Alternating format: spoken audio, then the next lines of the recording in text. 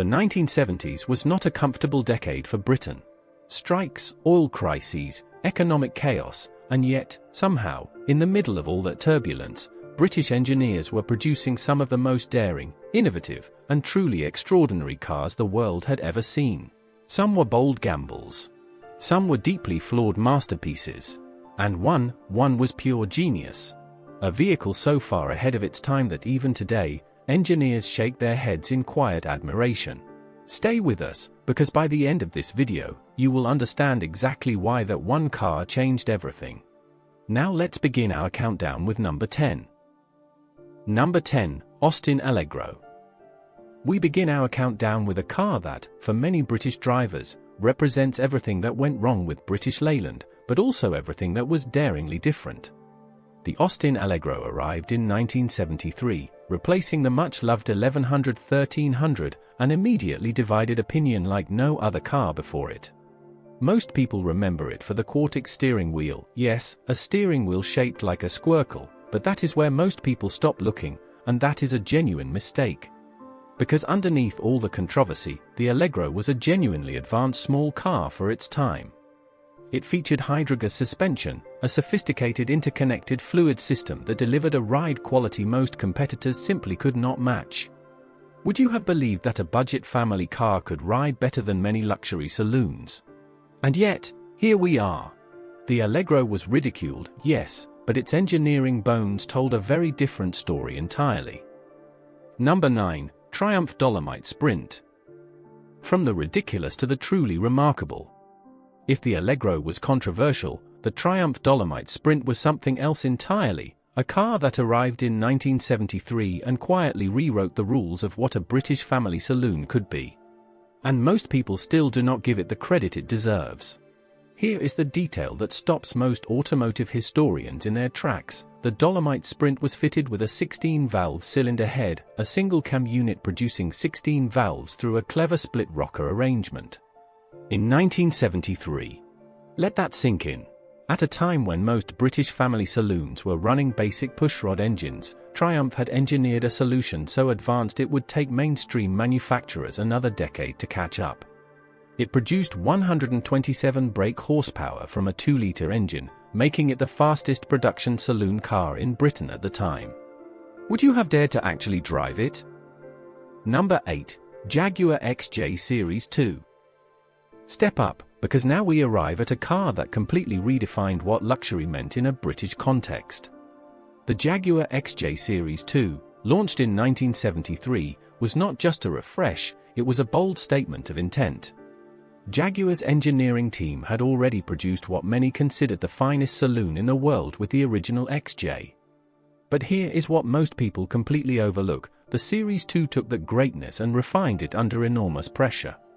Britain was in economic free fall, fuel was actively being rationed across the country, and yet Jaguar doubled down on their vision of affordable luxury.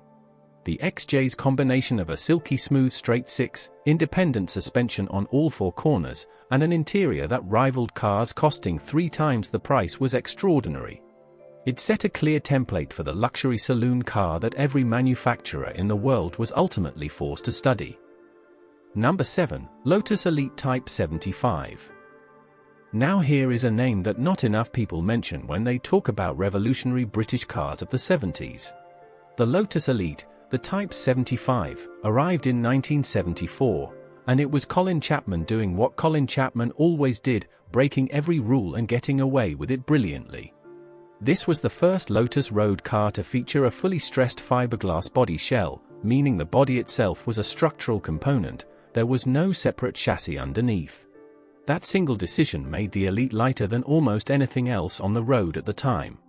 But here is where things take an unexpected turn. Chapman also gave it a practical 4-seat layout and a hatchback body because he genuinely believed a Lotus should be a car people could actually use every day. The engineering was bold, the vision was radical, and the execution, for the most part, was absolutely stunning. Number 6, Range Rover. And here is where the countdown shifts gear entirely. Because everything we have discussed so far has been innovative, but the original Range Rover, launched in 1970, was on a completely different level. Rover's engineering team, led by Charles Spencer King, had set out to build something the world had never seen, a vehicle that could cross any terrain on Earth and then park outside the finest restaurant in London without anyone raising an eyebrow. They achieved it. The Range Rover combined permanent four-wheel drive, coil spring suspension, unheard of in an off-roader at the time, and a genuinely luxurious interior into one package. What happened next is what most people never fully appreciate. It did not just create a new car, it created an entirely new class of vehicle. The luxury SUV as we know it today traces every single one of its genes back to this extraordinary machine. Number 5. Aston Martin Lagonda Series 2. Now we enter genuinely rarefied territory. If you were wealthy in 1976 and wanted to make the most extraordinary statement imaginable, there was only one choice: the Aston Martin Lagonda Series 2. Designed by William Townes and unveiled at the Earl's Court Motor Show, it caused an absolute sensation. People stopped walking. People stared. And what happened next is what most people completely miss in the story of this car. Aston Martin fitted it with a fully digital instrument panel, the first production car in the world to do so. Every gauge, every readout, controlled entirely by electronics in an era when most cars still ran simple analog dials. This was 1976, remember. The technology was so cutting-edge that early cars had serious reliability issues, but that almost makes the ambition more impressive. Here was a small British manufacturer betting everything on a future that had not yet arrived. Extraordinary. Number 4. Ford Capri Mark I and Mark II.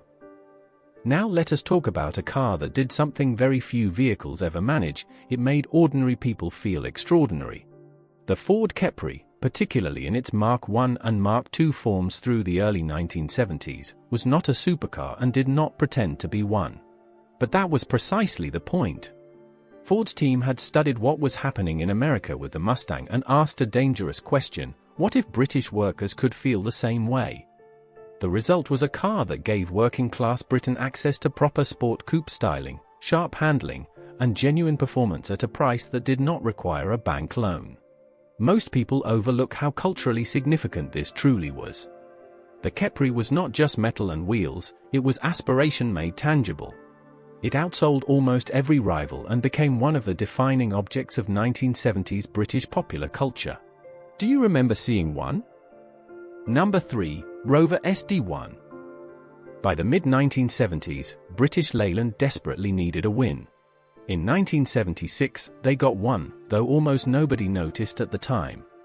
The Rover SD1 was a large executive saloon with a hatchback body, a 5-speed gearbox, and a styling language so striking that the Italian house Pininfarina reportedly studied it closely.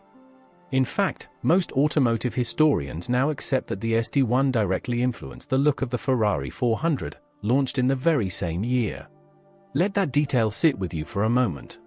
A British Leyland car influencing Ferrari. The SD1 was powered by the Rover V8, a lightweight aluminium engine of American origin that had been bought cheaply and transformed brilliantly into one of the smoothest, most characterful units ever fitted to a British car. It won European Car of the Year in 1977. Industrial disputes meant build quality was inconsistent. But the vision? Utterly and completely flawless. Number 2. Lotus Esprit S1. We are almost at the very top now, and the tension is entirely deliberate. Because number 2 is a car that almost single-handedly changed how the world perceived British sports car engineering. The Lotus Esprit S1, designed by Giorgetto Giugiaro and launched in 1976, was angular, aggressive, and breathtakingly modern in a way no British car had ever been before. But here is what most people miss: the Esprit was not just beautiful, it was a genuine technical achievement. Chapman's team built it around a backbone chassis and a mid-mounted twin-cam engine, giving it handling that humbled cars costing twice the price. And what happened next elevated it into genuine legend. Just 2 years after its launch, a white Esprit appeared in Britain's most iconic spy franchise and became overnight the most desired car on Earth. The waiting list stretched for years. Was any other British car ever this cool? Number 1. Jensen Interceptor FF. And here we are. The one car on this entire list that can genuinely be called pure genius. Carrying its revolutionary spirit into the opening years of the 1970s, the Jensen Interceptor FF was not the fastest car we have discussed. Not the most beautiful either. But it solved a problem the entire automotive world had not yet properly acknowledged. Ferguson Formula 4-wheel drive. Anti-lock brakes. Combined in a production road car for the first time in history. Think about that. ABS and four-wheel drive as standard equipment on a road car before most manufacturers had even considered these concepts seriously. The FF was a Grand Tourer with a Chrysler V8, staggeringly fast and elegant, but the technology underneath was the true breakthrough.